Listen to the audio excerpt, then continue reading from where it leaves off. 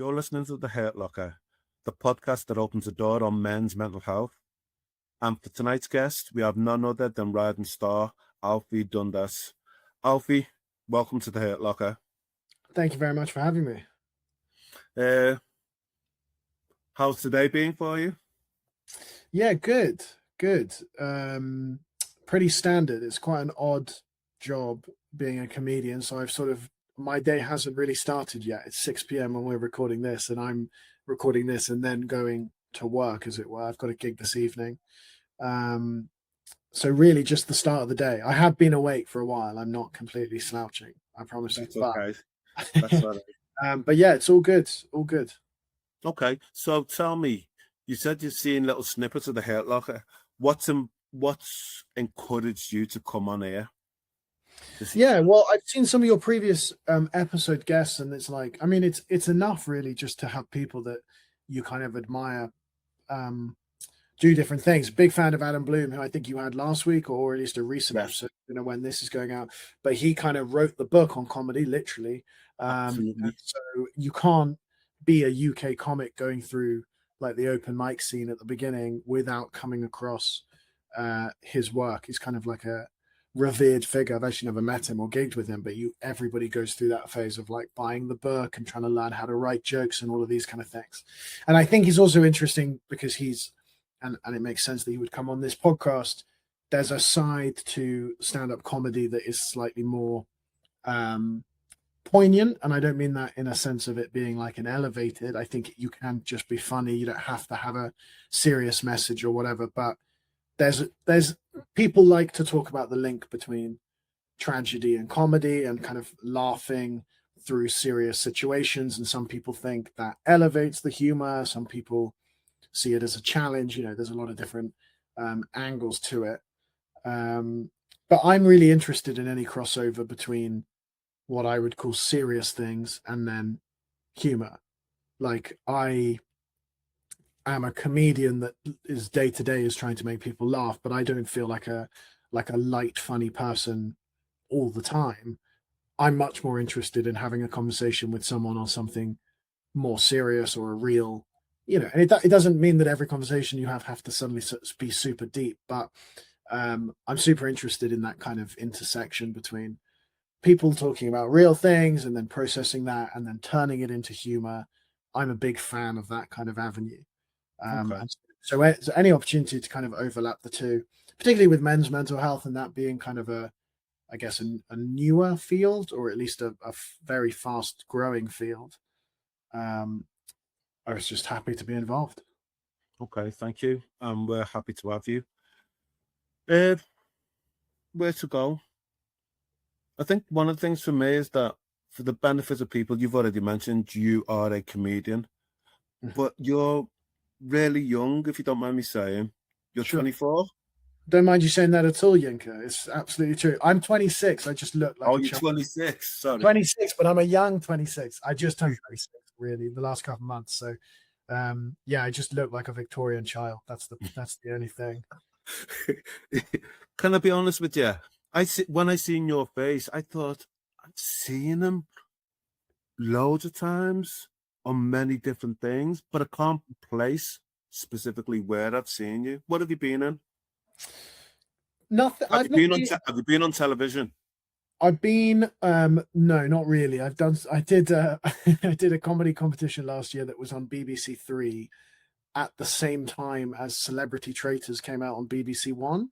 So I have a feeling that no one, including my parents, has seen that. But I post a lot of content on Instagram, and social media is a weird thing where these days, if you're a creator, whether you're a comedian or an actor or a musician, but particularly comedy because it's a visual thing, so many people recognize your face and they can't pinpoint what they've seen because they've not seen a half an hour TV episode or an hour and a half film with you.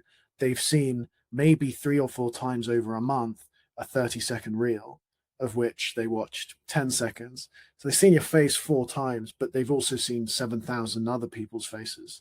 Absolutely. So I think like my reach, as in the amount of people I reach each month, is enormous. I reach about 9 million views a month on Instagram, so about 6 million accounts. But there's no way in the world 6 million people would recognize me, even though they're seeing me each month, because they've only seen you once in a sea of other faces. I imagine if you have seen me before, and if anybody watching has seen me before, it's been on Instagram. But I also have a feeling that I have a face that might look similar to other to other actors and like media characters. Well, I don't know. It's quite funny. You describe yourself as what was that phrase? That Victorian phase. Victorian child. I've got loads of them, Yenko. I look like Princess Diana. I look like the kid from Love Actually. I look like that figure skater that just won all the gold medals. There's Well, loads. the person that springs to mind is Oliver Twist. Hell yeah. Hell yeah. I'll take that. Okay, that's what springs to mind when I look at your face now. Yeah. You know? Yeah. Any childlike young British actor is not far off. I get Heath Ledger a lot as I get older. Do you? Oh, I can't see that. I think the young Heath Ledger in like Brokeback Mountain and those films where Okay. I have also just shaved, so I look particularly young in this episode compared to anything. That must be it. That must be it. Okay, so why comedy? And why comedy and at such an early age? It's a good question. It's actually really it's funny. It's something that I've been with my girlfriend for over a year and a half, and the other day she was like, "Why do you do comedy?" And I sort of didn't really know what to say, and I was like, I probably should have figured that out before. But I think like most people that end up in comedy, you stumble into it. I was always a fan of UK sitcoms. So when I was a teenager, I kind of remember watching on TV all of those kind of Gavin and Stacey, Vicar of Dibley, Faulty Towers were all coming out, and then Peep Show, The Thick of It. I loved sitcom, Blackadder, and American TV like Friends, Fresh Prince of Bel-Air, Seinfeld, like Get Modern Family. All of those, I saw comedy in TV and in movies before I ever saw it as a live art form. Okay. It was only when I was really probably 17, 18, 19 that I then started to discover live stand-up, like Live at the Apollo, Netflix specials, the Michael McIntyres, Kevin Hart's, like all of these people. And I was like, wow, you don't even need a plot to kind of hide jokes in. You can just go on stage and talk to people. And I think like a lot of people, I was just like, that seems really cool. But unlike most people, I didn't go, that must be super scary. I went, that must be really fun. I want to do it.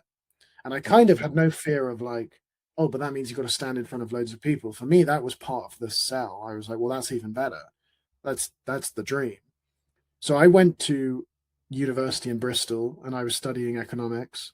I was working for tech companies and I really enjoyed that. I'm not one of those people that like had to give up their job to pursue their dream. Like I loved working. I used to work for tech startups and travel to America and grow these companies. And I really, really enjoyed it. There's that pull of like, I want to try it. It was more of a bucket list thing. I did it my last term of university. I went to an open mic. I did 5 minutes. I didn't tell anyone. And I thought either this will go really well and I'll do it again, or this will go so badly that it will make a funny story in 50 years' time. And I filmed it from the back of the room. I like set up a camera and I was like, if this goes really badly, no one knows I'm doing it, but I can show this video to my kids when I've dealt with the shame in 20 years' time. And the first gig was okay. And I didn't get a lot of laughs, but I got enough laughs that I got the itch. Yes. And from then on, it's quite addictive, to be honest, because the first time you get a laugh, there's a theory that the first time you get a laugh on stage or the first good gig you have, you then spend the rest of your life trying to chasing it. Yeah, chase and emulate that feeling because it never hits. It's like drugs. It's like it never hits as hard as the first time you take it. And that first bit of a dopamine and adrenaline that you get from making a room of people laugh, even if it was 20 people, is a real high that is very, very hard to find anywhere else. And so I don't really know. Part of me feels like it was a conscious decision where I always enjoyed public speaking and I always enjoyed making people laugh and I wanted to go and make myself good enough to be a comedian. And then the other part of me just feels like it's a little bit less calculated and it was just you just did a bunch of things which led to the next thing. And now I'm 4 years in and it's my full-time job and I'm kind of stuck. It's hard to know whether it was fully premeditated or whether it's just a thing that I kind of stumbled into. And I think that's the case for most comedians. It's not something where you can go and take an apprenticeship or you can go and be an intern and you can slowly work your way up. You have to self-elect every day to go and get on stage and do badly and get better and do badly and get better.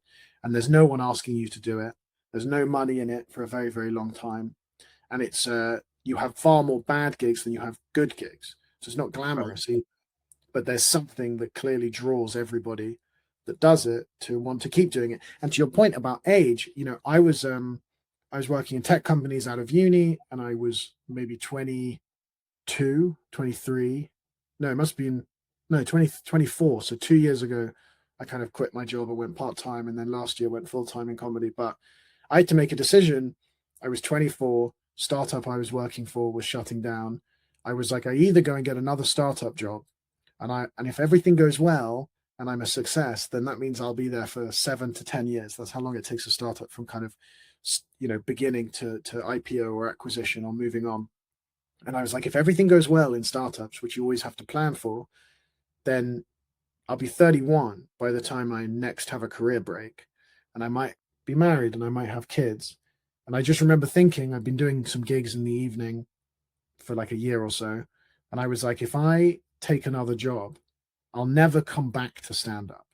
You can't, obviously you can, but it's much, much harder to go and become a comedian and spend 3 years figuring it out if you've got kids and if you've got a mortgage and if you've got a partner. But I thought, if I do stand up now for 5 years from 24 to 29, even if it fails and I hate it, I can always go back to corporate life and I probably won't be that far behind. Yes. So it was very practical. It was very like, I'm going to do this, and every year I'm going to reconsider whether I want to do another year or go back, do another year or go back. And so far it's been, 2 years since then. And every time it gets to New Year, I just go, yeah, that was enough progress for 1 year to justify the next one. Okay. I'm listening to you and I'm thinking, wow, 26, you've got your head screwed on. You're quite measured, calculated, quite efficient in your thought processes, if you don't mind me saying. Where does that come from? I think, well, I appreciate that. I mean, I'll take that as a compliment, and I do agree. And I also think it's an unusual. I'm aware that it's not the mainstream for like comedians to then be analytical. I feel a bit. I feel a bit. I don't know if it's imposter syndrome or if it's more like feel like a bit more like the black sheep in being a analytical person in a creative field. A lot of my friends that are comedians, they're just really creative. They're a bit aloof. They're just funny. Whereas, like for me, it's all very mathematical, very scientific. There's a structure to everything, and so I do feel like it's an unusual thing in comedy. I don't know where it comes from. I mean, I think it probably comes from my mum's like a very pragmatic, very intelligent, very, very sort of successful businesswoman and has always been very smart and switched on. And I have always felt like a very old person for my age from being about well, from ever really. I mean, I can only remember back so far, but the stories I hear of myself from my parents and from my family, the stories I hear about me being like 4 years old and just being way too obsessed with the rules and with etiquette and with justice and being angry if someone gets a little bit more chocolate than the next person or whatever, and just being like quite creepy. I mean, I think some people meet me and we talk about comedy and I talk about it in such a serious way that they're like, he's a psychopath. It's like Christian Bale in American Snake. And social media and all these things, like I see it as numbers, I see it as like analytics and formulas.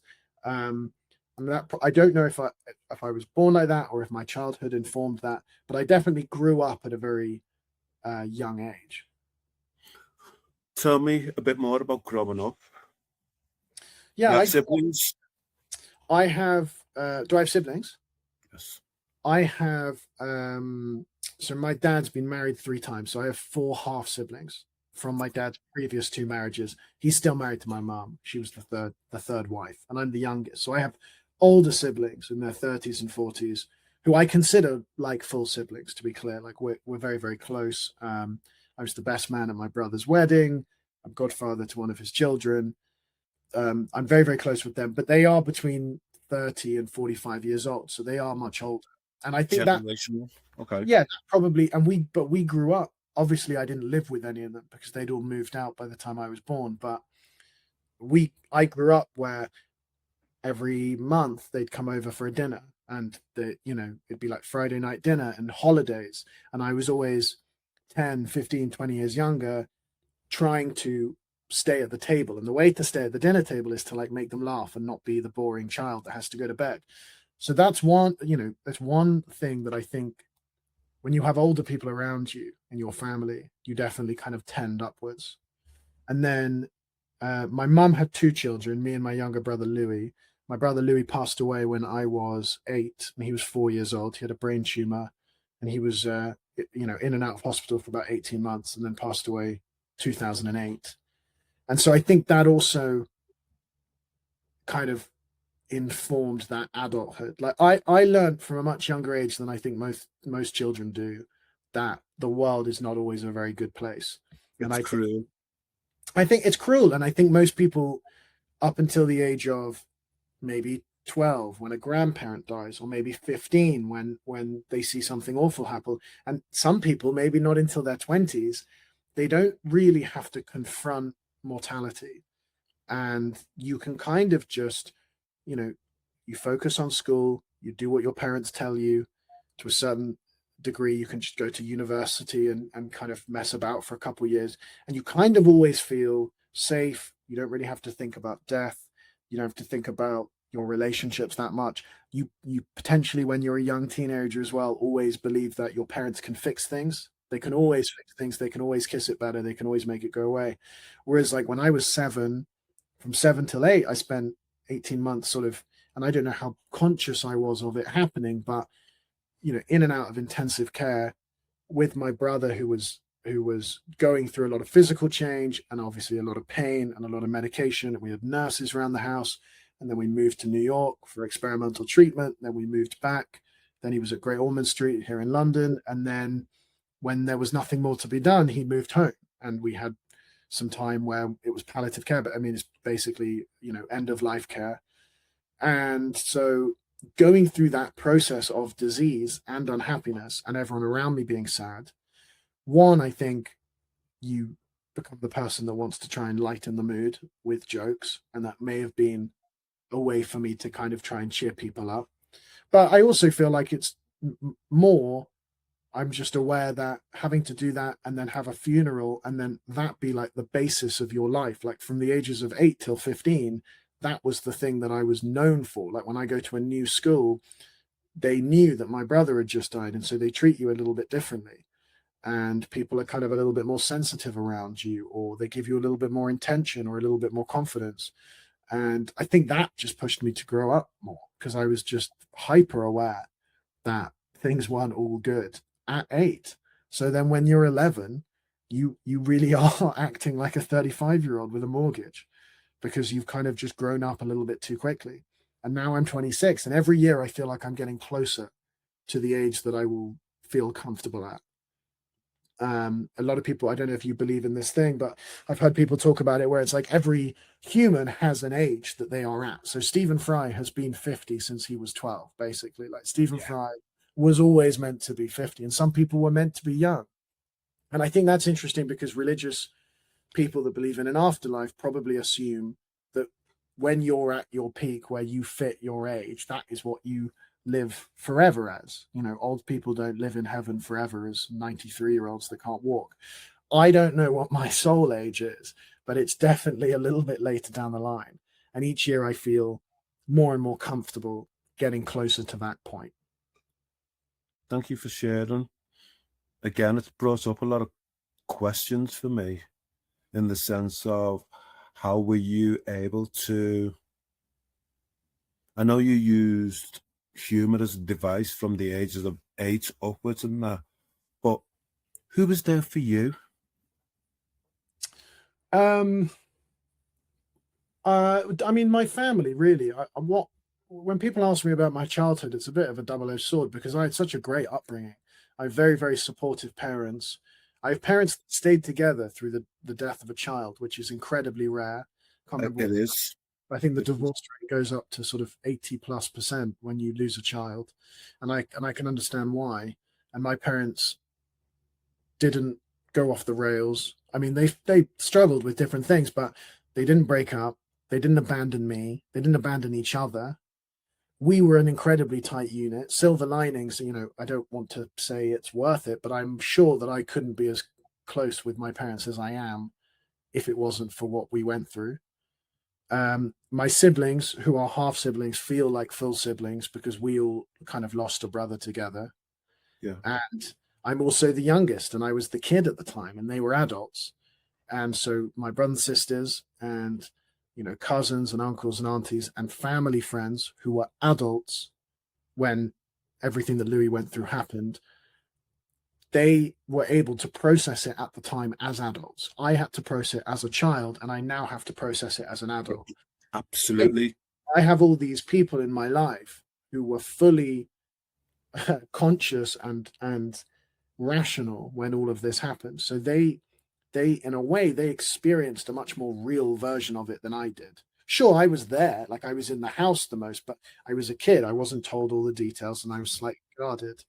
And it's kind of nice to now, and I say now, but I mean every year from being a young adult to now, to have all these adults who saw what we went through, and they also went through themselves in a really clear adult way. And obviously that's tough, but it means that it's not something that I've ever felt like I was alone in going through. I feel like one part, and sure, a major part, but one part of a tragedy where there is at the top and the most affected was my parents, and then maybe me, but also some of the older people we had around us that were maybe not as close to it, but they were really, really aware of what was going on because they were older. And we all have this shared experience. And I felt like all of those people were there for me more than anyone was there for them because I was, on paper, the main thing to be protected. I was the only child left behind that everybody wants to look after. And I'm very grateful for that. But I'd be lying if I said I wasn't aware that like I got a hell of a lot of like kindness and love and support from what happened to now. It hasn't run out. I see when I'm talking to certain godparents or aunties or whatever, I can see when I talk to them in their eyes that they are still struggling with what happened to Louis because they had kids the same age, for example. A lot of my parents' friends that had kids the same age, they just couldn't believe it. But no one really came and checked if they were okay every single year since. Whereas I'm still getting like the kindness. Yeah. And I've been in therapy since I was 9. When that kind of thing happens, they kind of put you into therapy. So I was put into therapy arbitrarily at 9. And then from the ages of about 12, 13, I was quite anxious. So I elected to go into therapy. And then now I'm still in therapy, not necessarily talking about Louis all the time. I feel quite comfortable with processing that trauma. Um, but, other things that are degrees of separation away from it. It's very hard for me to know whether something I'm anxious about now is directly caused by that or not, Yeah. because it's too obvious of an answer. And I have the same thing in my comedy where I'm like, oh, you want to make, an edgy joke about this? Is that because of something else, or do you think that's because of what you went through? Oops, sorry. So yeah, I feel very looked after by a lot of people. And I guess I guess mainly my family, but kind of everyone banded around us at that time, and still do. Do you still feel like the sibling of the family, as it were, the younger sibling, or do you feel as if with time as you've gone older, Mm. you've stepped up. You know, you're not looked at as that little kid. Yeah, I don't know. I feel like in my family, I'll always be that little kid. Um, and that's a funny dynamic I have with my siblings. Like, I'm a lot more mature than my siblings. They're just 20 years older.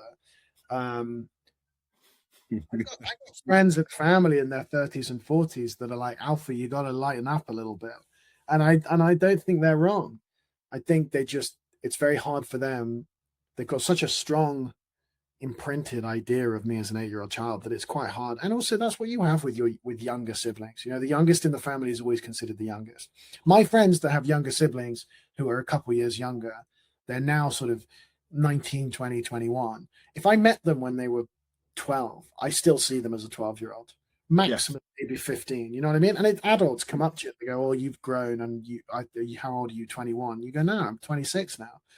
I think what's weird is for me to act like such an adult and to, on the surface, have all of these things sorted out and be quite a rational person, and then for them to kind of remember you as a child. How do you see yourself now? That's open-ended, that question. Yeah, um, it's a good question.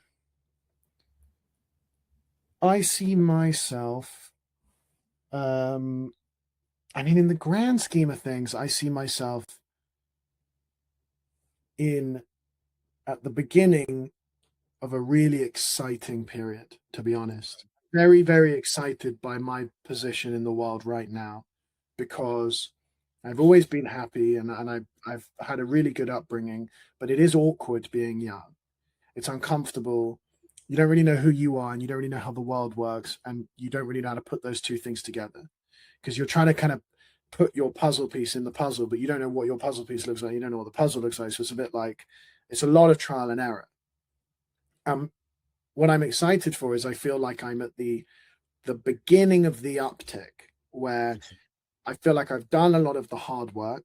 And I don't mean that I partially do mean that in a pat on the back way. Like I feel like I've consciously done that, but I also feel like that is just the passing of time. As a teenager, as an adolescent, you sort of have to go through that trial and error, figuring yourself out and figuring out the world, period. And then I imagine if you zoom out and you look at your scope of your life, it starts to uptick and you get to really enjoy the kind of golden period of being young and being hungry and having exciting things like your health and lack of responsibility and the ability to travel and the ability to experiment with just a little seed that grounds you in reality. I feel like I've been going at 100 miles an hour, but not necessarily knowing exactly where. And so now I'm very excited to go 100 miles an hour, knowing that I've got these guardrails in place. Yes. It's kind of the difference between speed and velocity. It's like velocity is speed plus direction, and it's about kind of narrowing the scope of what that direction looks like. So, and I mean that across all aspects of my life. I've always had a close relationship with my family, but I've not been an adult in my own right until the last, 6 years, you Yeah. know, and they now see me as an adult and I see myself as an adult and I'm able to have an adult relationship with my parents. And I credit them more than me for allowing that to be the case. I have the same thing with my siblings. I'm in a relationship that is adult but fun and enjoyable and young. I've got a career that's incredibly exciting and is going well. And the only thing that could stop it from going well and for me enjoying it is myself. It's you. There's nobody trying to bring it crumbling down. I'm not making a lot of money from it. I'm not by nowhere near the best that I want to be in my career, but I'm good enough for it to be fun. And then the question is just like, how brave are you going to be to really push that? And I think in the next That's a 10 great question. How brave can you be? years, well, I think, and I'm like, I was talking to my partner last week. I was like, I think this year we got to be really brave because we're still young enough and new enough that big leaps could pay off. Okay. Okay. Small things you do now could have massive payoff in 5-10 years in terms of tweaking your direction and taking a leap. But also, we've done enough of the hard work to know what a good versus a bad bet looks like.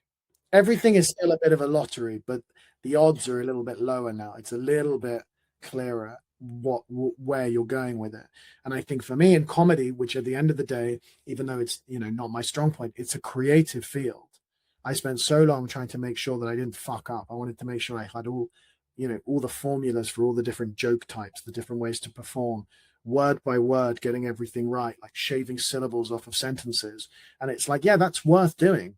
Watch everybody, transcribe everybody, write loads of things, do all the hard work, so that then in the room, once you've done that for a bit, you can have a lot of fun and you can riff and you can experiment and you can kind of do things that you haven't seen before, but they're new creations from you.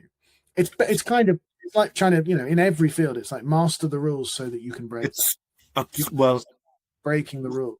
what came up for me was an artisan moving towards a master crafts person, as it were. You've got your basis, you've got your foundation. How do you build on that? How do you craft it?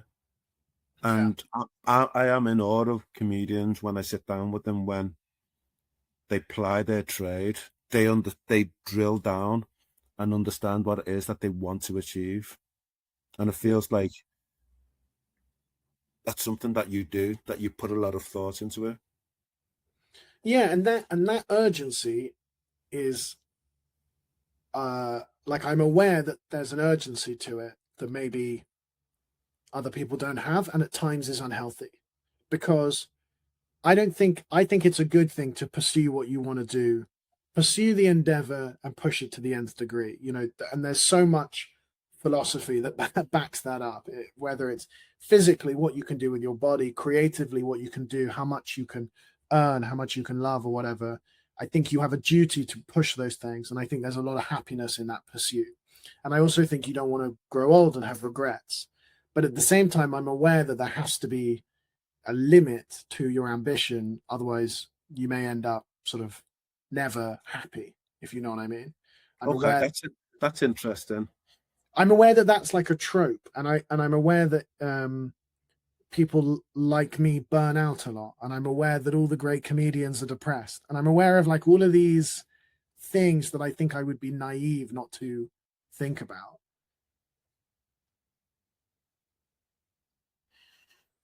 On that note, then, Alfie, what's in your hurt locker?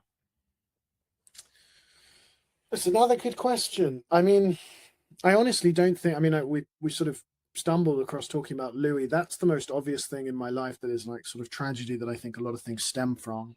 But I don't think it's in my hurt locker because I feel quite comfortable with it. Yeah.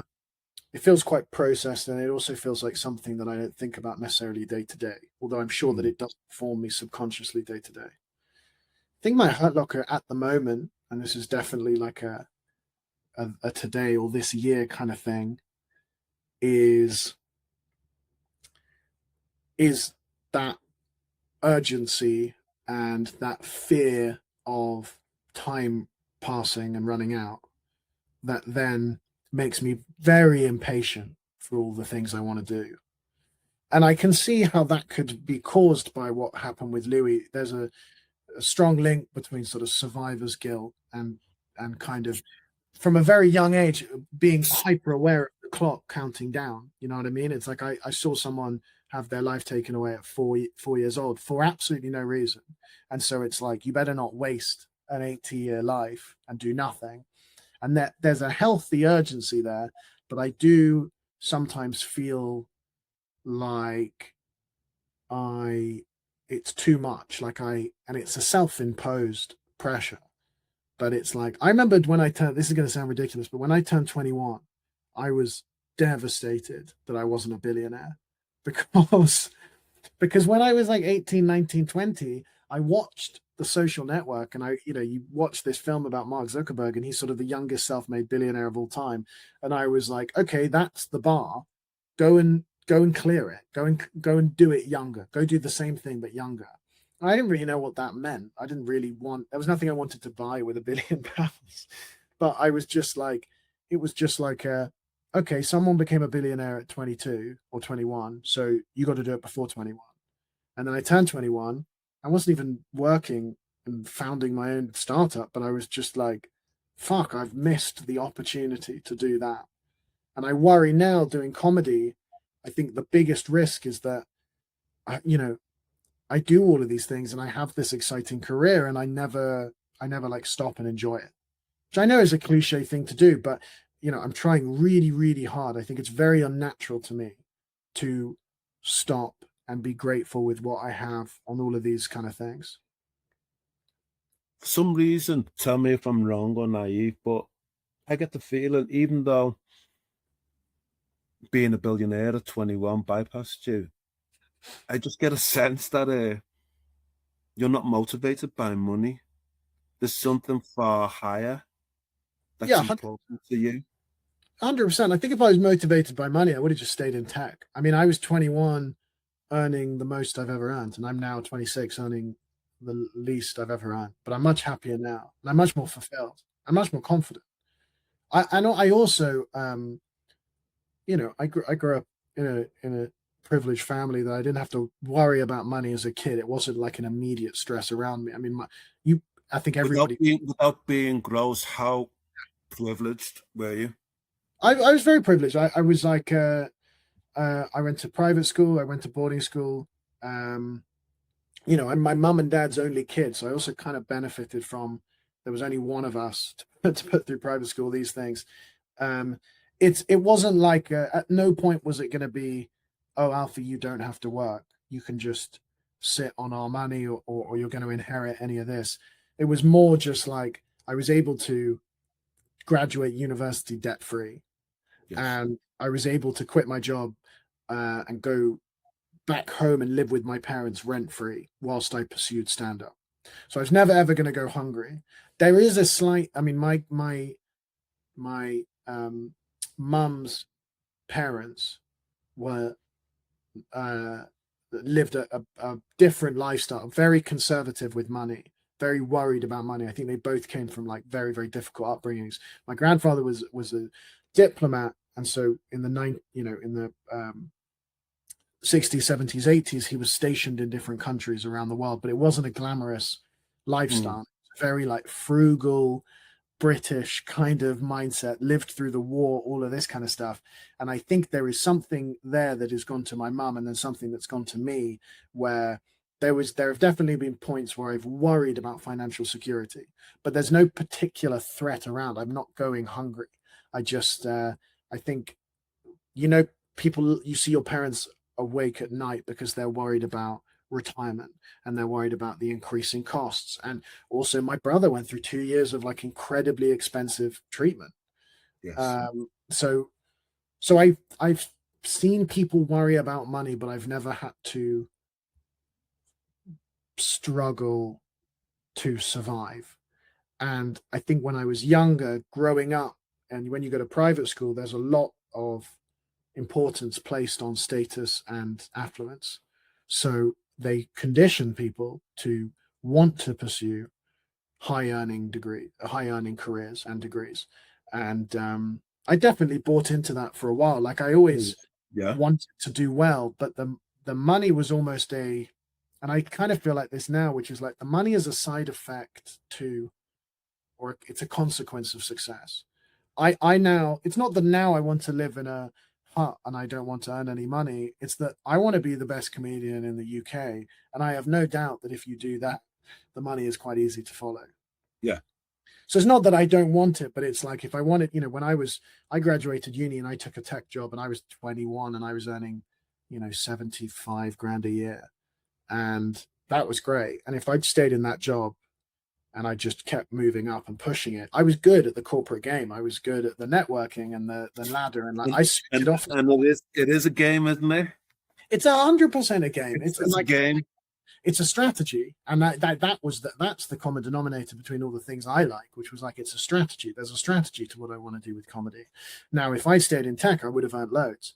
If you think about it, how many people working in tech earn over 100 grand a year? It's thousands. How many comedians earn over 100 grand a year? It's maybe tens. So it's like you play the game. The majority of people that do comedy are unemployed and do not earn minimum wage. So don't pick this job if you want to make money.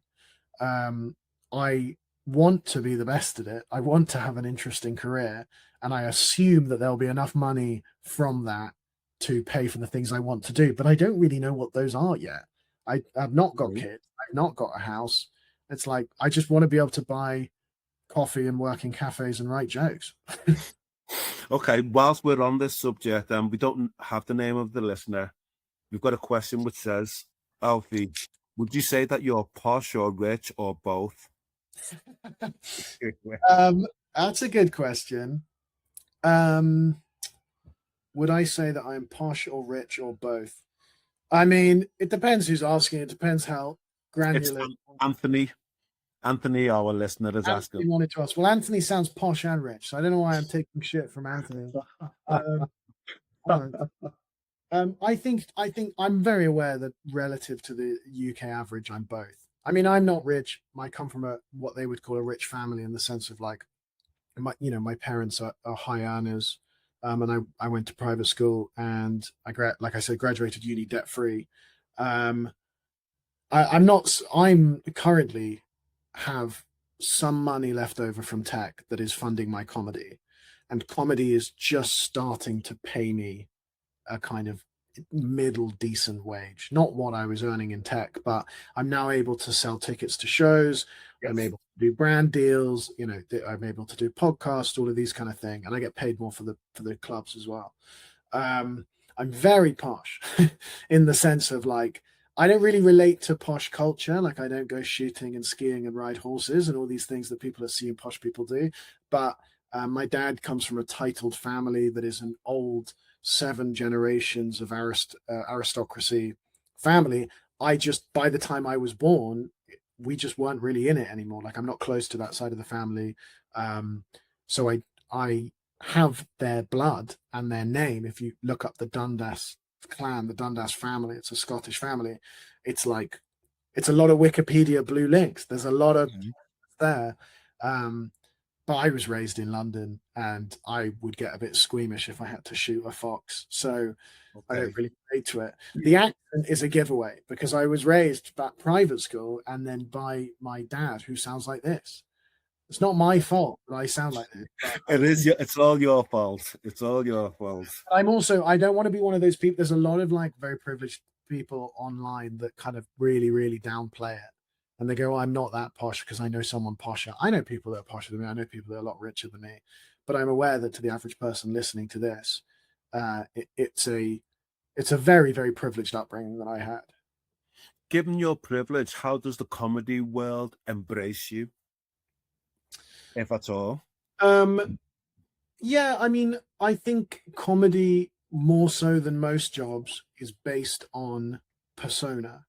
So if you join an office, you don't have to kind of double down on all the stereotypes of who you are. But when you're a comedian, if you go on the open mic circuit, even in the clubs, if you have a posh comedian and then an Irish comedian and then an Indian comedian and then a gay comedian, like a lot of the jokes, the first 5 minutes of jokes are often persona jokes. I look like this, I sound like this, I talk, I sound, I'll go on stage and say I've got a baby face, a Tory voice, and a Princess Diana haircut, and it's an immediate like bang, bang, bang. You've addressed the things. Tick, tick, tick, tick, tick. Yes. Yeah, because we can fucking see me. We're looking at you, and it's like it would be weird. It'd be weird to not address it. But I mean, that's a different question about how you make it work in your material. But because you have to make it a thing, you have, Mickey Flanagan talks about being working class and the Cockney walk. Absolutely.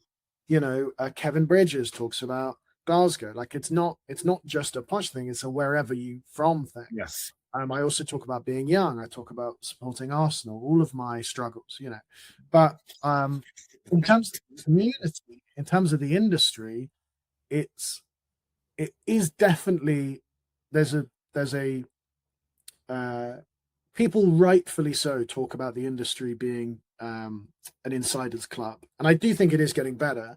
But TV definitely over indexes for private school. I don't know if I'd necessarily say posh, but 7% of the UK go to private school. I'm sure that TV is 30% of people working in TV are private school. I don't know what the numbers are, but it's not 7%. It's a lot higher than that. Absolutely. And going back to what we said earlier about, me moving home, it's like I'm aware that it takes 3 to 5 years to earn an income as a comedian. How many people can afford to quit their Yeah. job, move home for 3 to 5 years? I'm not expecting people to listen to like my story and be like, oh, I can go and do that. Because it's like, well, what if your family don't live in London? What if they're not happy for you to move in? What if you do? I had 4 years of savings from tech that I then got through in 2 years. And it was like, I built up a pot, but a lot of people don't do that. And a lot of people aren't interested in those kind of jobs. If you've got to work in a cafe 8 hours a day to afford to be a comedian in the evening, you don't have as much time to write. You don't have as much time to think. You can't afford to. I could afford to go out of London to get badly paid gigs where the train was £70 and the fee was £50 because I didn't need to make money that night because I had other stuff. Yes. So it is a massive, massive benefit. And because of that, I think there's people are conscious not to just give all the opportunities to privileged people. I've had producers and bookers tell me that, look, we wanted to book you for this show, but we've already got 4 white men on it. So we can't have a fifth. Like we needed that fifth spot to go to, minority Yeah. figure. Yeah. And it's not about who you are as a person. It's about how does that grate you then? If you hear that from the because booker? I think that is such a small inconvenience relative to the massive advantage that I had. Because I'm also aware that when I go and speak to a random demographic room, when I do a gig and there's 100 people in the room and they all have different opinions, there's a lot of people that go to comedy shows that don't want to see female comedians. And so they sit there, and if you're a female comedian, you've got to really convince them. There's very few people that see me get on the stage and instantly have a prejudice. They might be like, oh, I don't like toffs or whatever, but it's not as rampant as sexism and racism. Yes. We've seen the way that this country is moving politically. You get 100 strangers in a room. A lot of them have pretty bad opinions about certain demographics. So if you're a comedian in that demographic and you've got to win them over, you've got a much harder job than I do. And there are people that don't like privileged people, sure, but like mostly they're justified. And if you make funny enough jokes about it, you'll win them over. No one's threatening you because of it. So on rare occasions, I've been told or and I would never assume, but if someone's told me like, look, we want to have you on, but we've kind of already filled your spot, I don't take it badly because I just see it as, well, look, they've got to build a bit of if it's a panel show, for example, and there's going to be 6 people on it, they can't just have 6 white men in their 20s. It'd be such an uninteresting show. It's a creative decision. It's not a prejudice decision. People talk about positive discrimination as this like negative thing that's keeping posh people out of jobs. It's really not. It's very, very slowly readdressing a balance that is still heavily tipped in my favor. Okay. Can I ask, just going back to the Hurt Locker? Yeah. Before I even say that, one of the things, and you can't answer that now because you're not 46, it'd be interesting to hear you talk when you're 46 and your perspective on the world. But I'm just speaking out loud on that one, and how your views may change. But just going back to Hurt Locker and mental health. Yeah. Have you ever lost anybody to suicide? No. No one particularly close. Have you been affected by suicide? No, I've had close friends of mine lose people. But no, not suicide, actually. I'm trying to think. People on the periphery of me and my family. But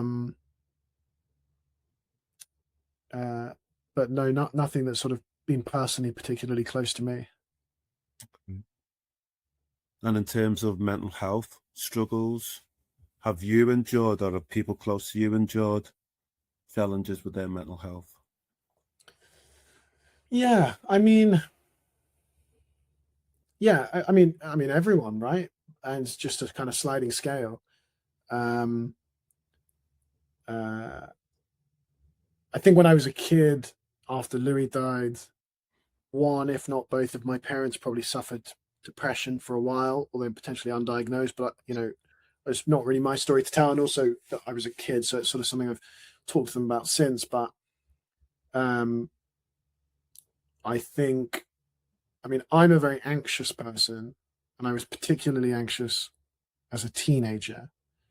Um, I wouldn't say I ever had depression, but I had anxiety that became like sort of paralyzing, and I think had similar symptoms of depression. But I think it's a different thing. Like I've got friends that get depressed, and I've got friends that get anxious, and they kind of a lot of the manifestations of that look similar, but they are different things.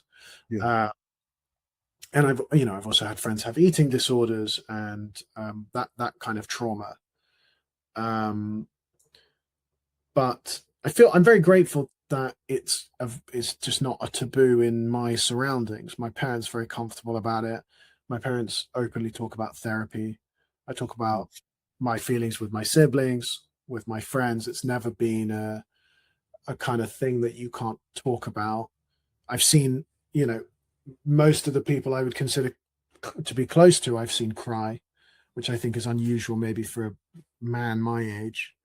Um, and I'm aware, and it's interesting because it's funny because comedians talk about mental health a lot because it's definitely a hot topic at the moment, especially men's Mm. mental health. And Yes. obviously, I see all the campaigns and I see podcasts popping up and all this kind of stuff. And I think and I'm all for all of it. But what's interesting is like I just don't feel like the I feel like obviously mental health is a problem, but I don't see the kind of discussion around mental health as a massive issue in my immediate circles. I have Good. no doubt that there are people that are not talking and they should be all over the world. But I'm very, very lucky to not have that too close to where I am. I still sometimes talk to one of my friends or one of my siblings, and I'm like, I wish you would just, go and talk to a therapist about this. And I've got friends into therapy that successfully, but I've also had people kind of refuse to talk about a certain thing, and but never out of like a shame, just like more out of like a distrust of the system or something silly like that. And Great. you kind of have to work away at getting them. I've had people I'm close to go to therapy and then not tell the truth to their therapist and then be surprised when it doesn't work. And What? Yes, yes, yeah, I'm yeah, kind of like, they're not yes, magicians. yes. They're not actually magic. Like they can't figure it out. And then they'll come back to me and they'll go, well, look, they didn't even pick up on this. And I'm like, they're not meant to pick up on anything. Right? You're paid. It's like I'm like, if you want to see it like this, they work for you. Like you're paying them to. 100%. I really one of the things I really like about therapy. There's a lot of things I like about therapy, but one of them is that like I like that I'm paying for someone that I don't know. Mm, You know what I mean? Like sometimes I yes, want to talk to my friends or whatever, but I'm like, I want to pay a stranger who's done a degree in these things that I'm talking about and who deals with other people. I don't want all the time an uninformed opinion from a friend. Sometimes you want that support from someone that knows you, but in my mind, my analytical mind, sometimes I want as close to objective, trained kind of practice as possible. yeah, And paying someone and you're getting confidentiality, you're getting attention for an hour, unlike a family member or a friend. They're not thinking about what they got to say, they're not thinking about work. This is their work. yes. And you're getting an outside view as well. It's someone that's not too close to you. And anyway, I'm all for it, and I'm lucky that I'm in an environment where it's heavily encouraged. Alfie, thank you. And I'm glad that I've asked you the question about suicide and mental health itself, because for me, I don't want to, I don't wish mental health to be seen as the preserve of those who are less well off. Mental health can cut across all stratas of society, and it's important to get that message across as well. Mm.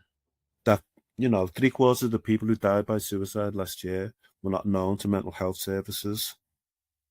No, that's over 5,000 people. That's over 5,000 people were not known to mental health services in the past 12 months. That's such a sad statistic. Yeah. Yeah, and that's what I sometimes worry. I mean, I think all of these things are a force for good, but sometimes I look at the Movember and the mental health ads, and I'm like, this is great, but I'm worried. I'm worried that it's not targeting the people that are not seeing it. Well, there's that, but also those people who are struggling, and I'll include myself when I have struggled from time to time or whatever. I think it's about, for me, I think it's about the way that society is made up and that it doesn't take on board what's really important in life and that we're fitting inside a system that doesn't cater for the majority of people's needs. And so it makes it difficult to be able to talk about or even to put the hand up and say, I'm struggling here. I don't quite understand or get this. What am I supposed to do in this situation? Yeah.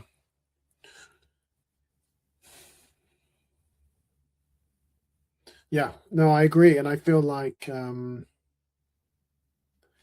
yeah, I think that's a good point. I also feel like I mean, I can only really talk about sort of people my age, but it's just a lot of unkindness. I mean, social media has become a really unkind place that people spend the majority of their day.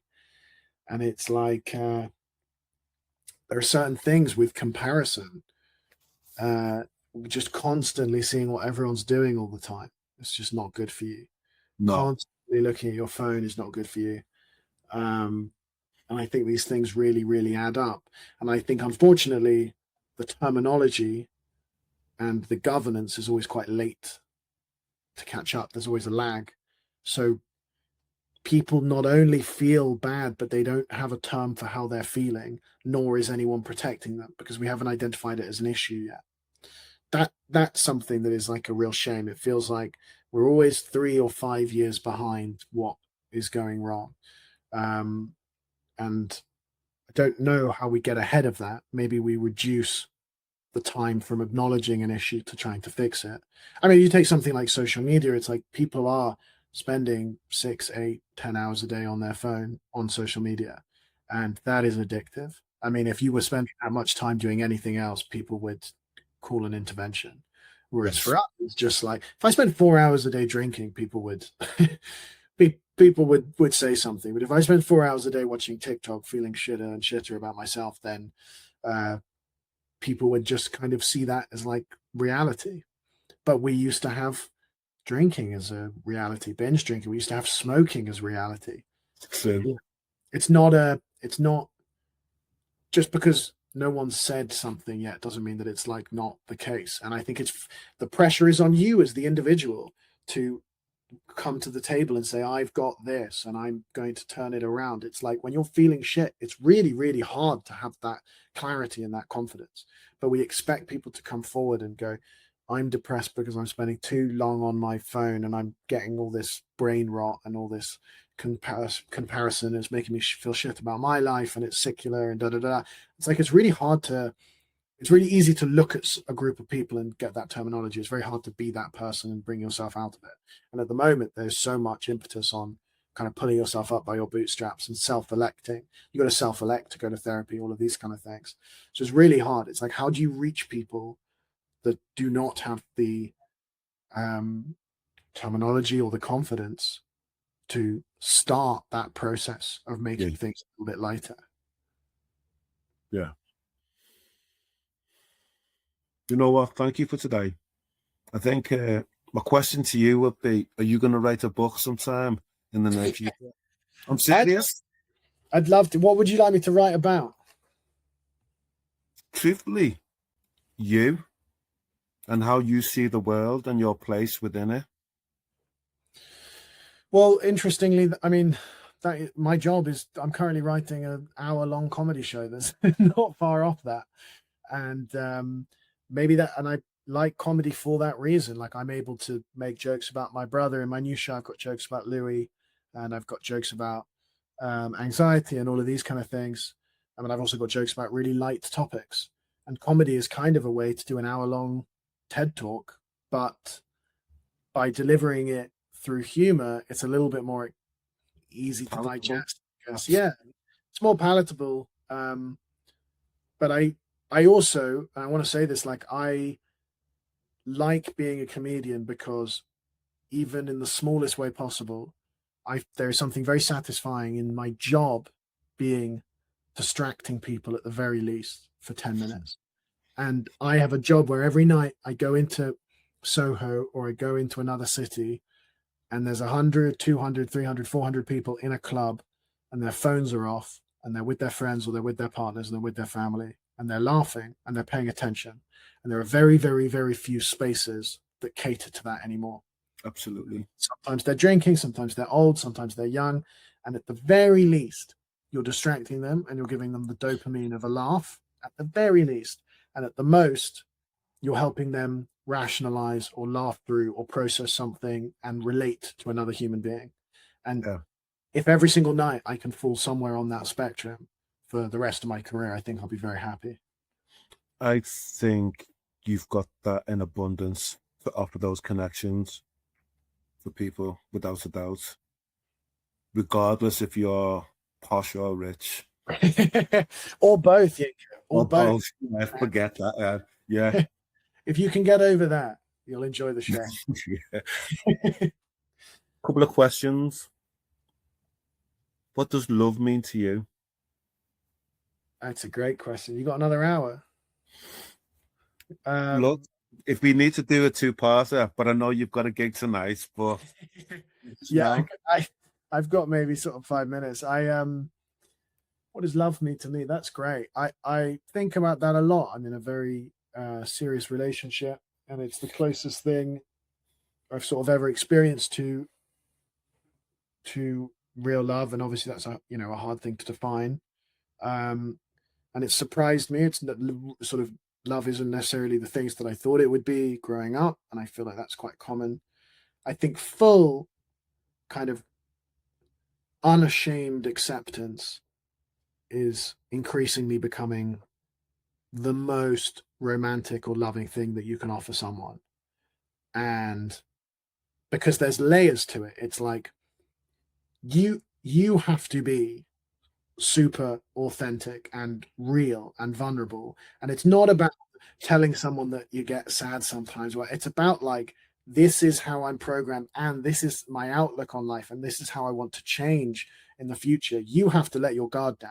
So the person has to make you feel comfortable enough to let your guard down, then see all of those things. And you have to care about someone if you want to go beyond sort of the skin deep idea of who they are, and then have to accept all of those things and love that person. And it's like, that's a really, really hard thing to ask for someone. And it is totally, totally reasonable that in that process, you find out you don't love them. It's like a lot of the time you meet someone new and you think they're great. And then you slowly learn more and more about them. And then you realize they're just human. But when you meet someone, you think they're great. And then you slowly learn more and more about them. And you just get more and more obsessed with them. I think that's a good start for some sort of definition of love. I feel like it's more of a process than an object. okay. You've certainly got a book in you. And I think your adult age is definitely 46, but we'll come back to that then. Yeah. Couple more questions. Who's the most important person in your life? And you can only pick one person. It's got to be my mum. I think it's always been my mum, very close with my dad and very, very close with my partner. But my mum has been the closest person in my life for a long time and one of the people I feel most similar to. Okay.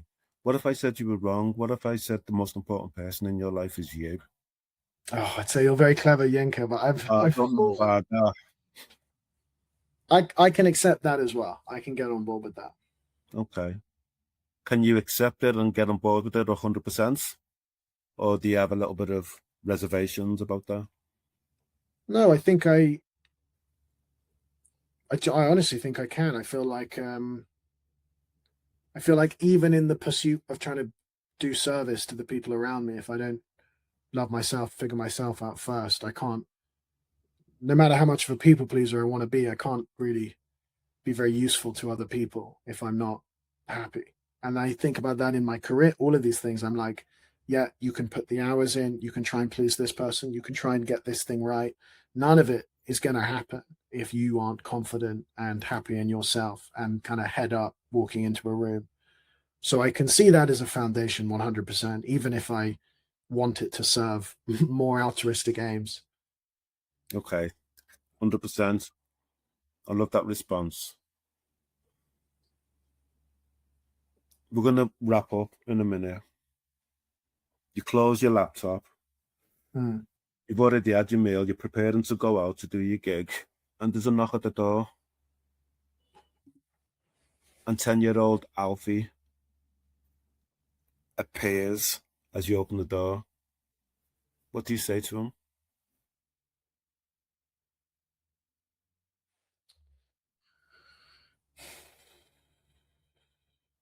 What do you do?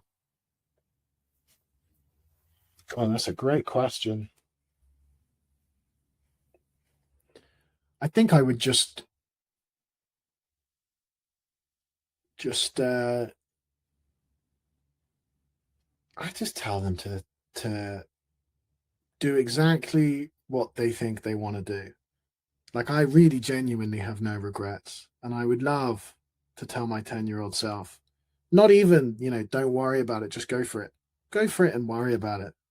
Whatever you do is fine. I'm not going to try and tell my 10-year-old self to kind of have no inhibition and no fear and all these kind of things. Have the fear, because I think that's what made it worthwhile. I think it's like doing all the things whilst feeling the doubt was so much more exciting. So I'd almost want to tell them nothing. I'd almost just want to not change the direction at all. Maybe bring down the being hard on yourself by 10%, but that's it. Otherwise, I'm very happy with it. Alfie Dundas, you've been a great guest on the Hurt Locker. Thank you very, very much for having me, Yinka. And that's a wrap, Tim. Thank you for watching. Remember, you are not alone. If you or someone you care about is struggling with their mental health, please see the contact information in this episode's description for further support.